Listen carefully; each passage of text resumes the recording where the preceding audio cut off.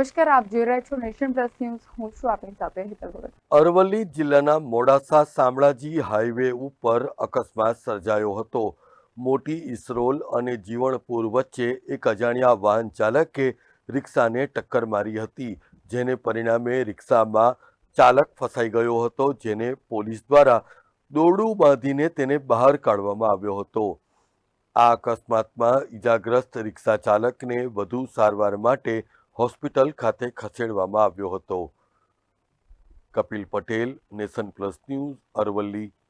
સમાચારોનો સતત અપડેટ મેળવવા માટે અમારી નેશન પ્લસ ન્યૂઝની યુટ્યુબ ચેનલને સબસ્ક્રાઇબ કરો, બેલ આઇકન દબાવો અને જોડાયેલા રહો ફેસબુક, ઇન્સ્ટાગ્રામ અને ટ્વિટર પર.